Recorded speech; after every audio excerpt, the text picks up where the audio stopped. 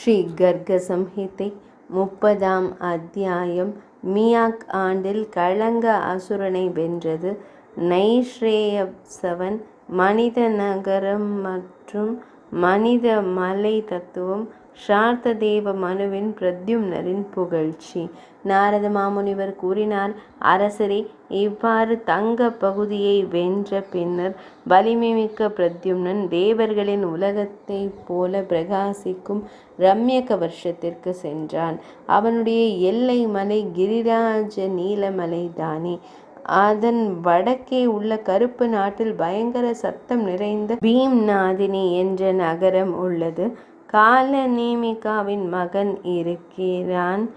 அவன் திரேதா யுகத்தில் பகவான் ஸ்ரீ ராமச்சந்திர மூர்த்தி மற்றும் சந்திரரின் வருகைக்கு பயந்து போர்க்களத்தை விட்டு ஓடிய கலங் என்னும் அரக்கன் ஒருவன் வாழ்ந்து வந்தான். அவன் லங்காபுரியிலிருந்து இங்கு வந்து அசுரர்களுடன் வாழ்ந்தான். 10,000 அசுரர்களுடன் யாதவர்களை எதிர்த்து போராட முடிவு செய்தான்.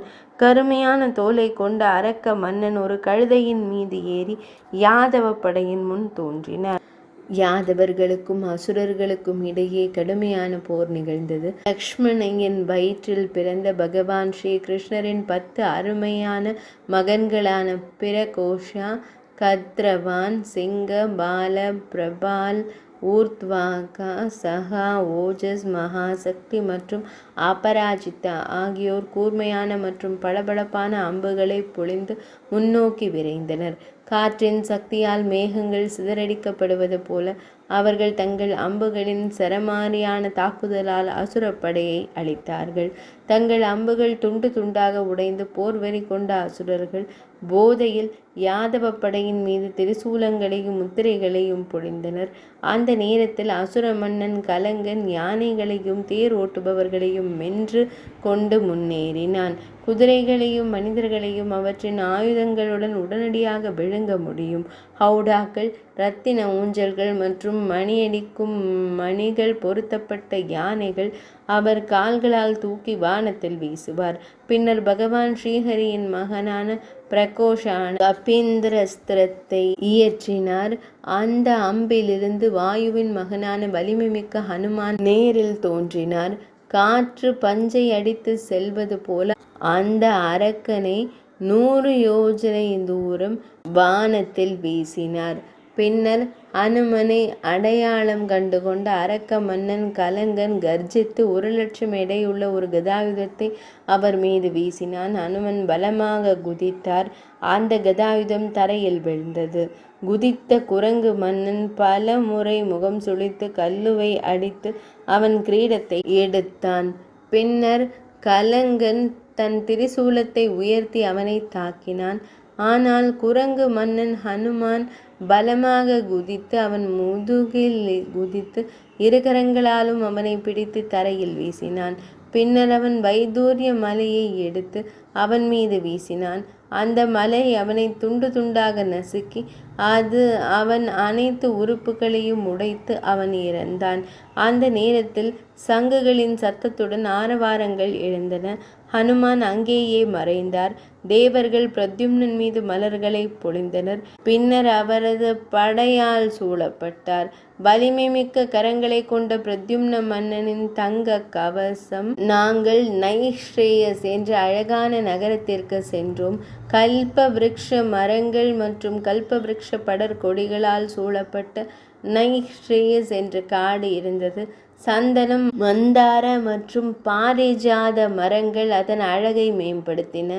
சந்தன மரத்தின் மலர்களின் நறுமணத்துடன் கலந்த காற்று அதன் நறுமணத்தை பரப்பியது. கேதகி, சம்ப, லதா மற்றும் குட்ஜ மலர்களால் அலங்கரிக்கப்பட்ட காடு மாதவி கொடியின் பூக்கள் மற்றும் பழங்களால் நிரம்பியிருந்தது. கீச்சிடும் பறவைகளின் கூட்டத்துடன் காடு வைகுந்த லோகத்தை போல அழகாக தோன்றியது. 500 யோஜனை நீளமுள்ள சாருச்சி என்ற மலை இருந்தது. அரசரே, அந்த மலையின் கீழ் பகுதி 100 யோஜனை நீளமானது. நர கோகில, கோகிலாக்கள், மயில்கள், கொக்குகள், கிளிகள், சக்பாக்கள், சக்கரங்கள், அன்னங்கள் மற்றும் தத்யுகா, மன்மதர் என்றழைக்கப்படும் பறவைகள் அங்கு கிண்டல் செய்தன. அவர் நந்தனவனத்தை வெறுத்தார். இது அனைத்து பருவகால மலர்களால் நிறைந்த ஒரு அப்பாவி காடு. மிதிலேஸ்வர மன்னரை அங்கே குட்டி மான்கள் சிங்கங்களுடன் விளையாடின. கீரிகள் பகைமை இல்லாமல் ஒன்றாக வாழ்ந்தன. மாயையின் சத்தத்தால் நிரம்பிய 10,000 ஏரிகள் இருந்தன. அவற்றில் ஒளிரும் தாமரைகளும் ஆயிரக்கணக்கான தாமரை மலர்களும் அலங்கரிக்கப்பட்டன. இங்கும் அங்கும் தற்போதைய அழகான காடு மகிழ்ச்சியின் உருவகமாக தோன்றியது. எல்லாம் அறிந்த அறிஞர் பிரத்யும்னன் அந்த காட்டின் அழகை கண்டு வெளியே வந்த குடிமக்களிடம் இந்த கேள்வியை வினவினார். புனித ஆட்சியின் கீழ் வாழும் மக்களே, இந்த அழகான நகரம் யாருடையது? இந்த அற்புதமான காடு யாருடையது? தயவு செய்து எல்லாவற்றையும் எங்களுக்கு விரிவாக கூறுங்கள் என்று மன்னன் பிரத்யும்னன் கூறினான்.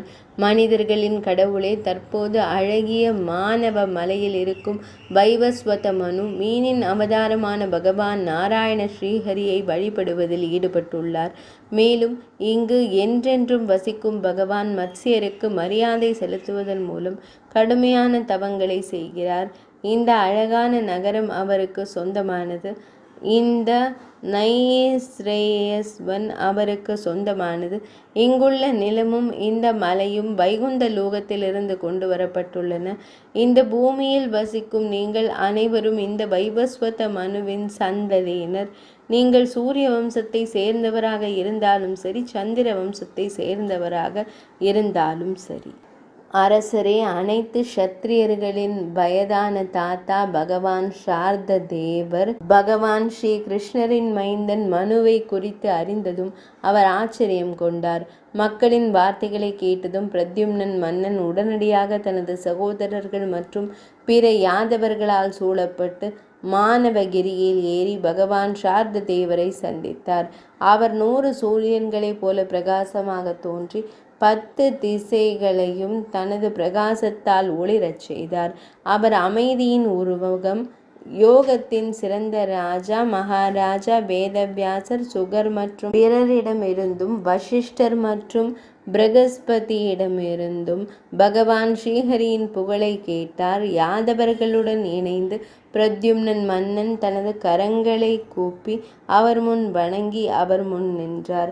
பகவான் ஸ்ரீஹரியின் சக்தியை அறிந்த மனு எழுந்து நின்று அவருக்கு இருக்கையை வழங்கி மூச்சு திணறிய குரலில் இவ்வாறு உரையாடினார். மனு கூறினார், வாசுதேவன், சங்கர்ஷ்ணன், பிரத்யும்னன் மற்றும் அனிருத்தன் ஆகியோரின் வடிவத்தில் தோன்றிய இறைவனை பக்தர்களின் பாதுகாவலர் தாமே ஆவீர்கள். தாமே நித்தியமானவர், ஆன்மா மற்றும் உள்ளார்ந்தவர், இயற்கைக்கு அப்பாற்பட்டவராக இருப்பதால் சத்துவம் போன்ற இயற்கையின் 3 முறைகளுக்கும் அப்பாற்பட்டவர். தாங்கள் இயற்கையை தனது சக்தியால் அடக்கி அவர் உயர்ந்த உலகத்தை நல்லொழுக்கத்தால் படைத்து பராமரித்து அளிக்கிறார். எனவே அறியாமையால் கற்பனை செய்யப்பட்ட இந்த உலகத்தை எல்லா பக்கங்களிலிருந்தும் விட்டுவிட்டு இந்த முழு உலகத்தையும் மனதின் தீர்மானமாக மட்டுமே அறிந்து மாயைக்கு அப்பாற்பட்ட ஆழ்நிலை எல்லாம் அறிந்த அனைத்திற்கும் மூல காரணமாக உள்ளார்ந்த மற்றும் நித்தியமான கடவுளான உம்மை நான் அடைக்கலம் புகுகிறேன். இந்த உலகம் உறங்கும் போதும் கூட விழித்தெழுபவர், உலகம் அறியாதவர், சாட்சியவிற்கு அப்பாற்பட்டவர், எல்லாம் அறிந்தவர் மற்றும் அறிவற்றவர்களால் காண முடியாத ஆதி மூலம் ஒன்று இருக்கிறது. ஜோ, நீங்கள் பேரின் தூய்மையான மற்றும் தூய்மையான உள்ளார்ந்த வடிவம் பரமபுருஷரை நான் துதிக்கிறேன். வானம் பானையாலும் நெருப்பு மரத்தாலும் காற்று அதை மறைக்கும் தூசி துகள்களாலும் மூடப்படாதது போல நீங்கள் அனைத்து குணங்களையும் இழந்தவர். ஒரு படிகரத்தினம் இயற்கையில் மிகவும் பிரகாசமாக இருப்பது போல அந்த நிறம் மற்ற வண்ணங்களுடன் தொடர்பு கொள்ளும் போது கூட நீங்கள் மிகவும் தூய்மையானவர். இறுதி அர்த்தத்தின் சரியான அறிவை, வெளிப்பாட்டின் சக்தி, பண்பு அல்லது அபிதா, பல்வேறு பேச்சு பாதைகள் மற்றும் வெடிக்கும் இலக்கண வல்லுநர்களால் கூட அடைய முடியாது. புனிதமான சொற்பொழிவு மற்றும் சிறந்த ஒலியால் கூட புரிந்து கொள்ள முடியாத உலக சொற்றொடர்களால் பிரம்மத்தை எவ்வாறு அறிய முடியும்? இந்த பூமியில் சிலர் மாயாவாதிகள், கர்மா மற்றும் சிலர் நையாயிகர்கள், கர்த்தா என்றும் சிலர் காலம் என்றும் சிலர் பரம் யோகம் என்றும் சிலர் சிந்தனை என்றும் அதை அழைப்பதை வேதாந்த அறிஞர்கள் மற்றும் ஞானிகள் பிரம்மா என்றும் அழைக்கிறார்கள். அகங்காரமும் மகத்தத்துவமும் கூட அணுக முடியாத, வேதங்களால் கூட விவரிக்க இயலாத இந்த உலகில் இதயம், புலன்கள், மனம் மற்றும் புத்தியால் தொட முடியாதவர் பரபிரம்மம். தீப்பொறிகள் நெருப்பில் நுழைவது போல அனைத்து கூறுகளும் அந்த பரம புருஷரில் ஒன்றிணைகின்றன. நீங்கள் ஹிரண்ய கர்ப்பர், பரமாத்மா மற்றும் வாசுதேவம் என்று புனிதர்கள் அழைக்கும் பரமபுருஷ பகவான் என்பதை அறிந்து நான் எப்போதும் பற்றின்மையுடன் அலைகிறேன். ஸ்ரீ நாரத மாமுனிவர் கூறினார், அரசரே, மனுவின் இந்த வார்த்தையை கேட்டதும் அந்த நேரத்தில் பகவான் பிரத்யும்ன ஸ்ரீஹரி மெதுவாக புன்னகைத்து ஒரு புனிதமான குரலால் அவரை கவர்ந்தார். அவர் இருந்தபடியே பேசினார். பிரத்யும்னன் கூறினார், மகாராஜரே, தாமே எங்கள் சத்திரியர்களின் பாதுகாவலர், மூல மன்னர், தாத்தா, முதியவர், போற்றத்தக்கவர், மதத்தின் குரு. அரசரே, நாங்கள் எல்லா இடங்களிலும் தங்களால் பாதுகாக்கப்பட்டு பராமரிக்கப்பட வேண்டியவர்கள். தாம் செய்யும் தெய்வீக தவம் உலகிற்கு மகிழ்ச்சியை தருகிறது. தம்மை போன்ற ஒரு துறவி கடவுள் பகவான் ஸ்ரீஹரியின் வடிவம். எனவே அவர்கள் ஒரே மாதிரியானவர்கள், எப்போதும் தேடப்படுபவர்கள், மனிதர்களின் இதயங்களில் பரவியுள்ள மாயையின் இருளை நீக்குபவர்கள், சூரிய கடவுள் அல்ல, புனிதர்களே. ஸ்ரீ நாரத மாமுனிவர் கூறினார், அரசனே, இதை கூறிய பின்னர் பகவான் ஸ்ரீ கிருஷ்ணரின் மைந்தனான பிரத்யும்னன் மனுவை வணங்கி அவரது அனுமதியை பெற்று பகவானை வலம் வந்து கீழ் நிலத்திற்கு இறங்கினார். இது ஸ்ரீ கர்க சம்ஹிதையின் விஸ்வஜித்து காண்டத்தில் பகுலாஸ்வ மன்னர் மற்றும் நாரத முனிவருக்கு இடையிலான சம்வாதம் என்று அழைக்கப்படும் உரையாடலில் உருவான மனித நாட்டின் வெற்றி என்ற தலைப்பு கொண்ட 30ஆம் அத்தியாயம் இனிதே நிறைவடைந்தது.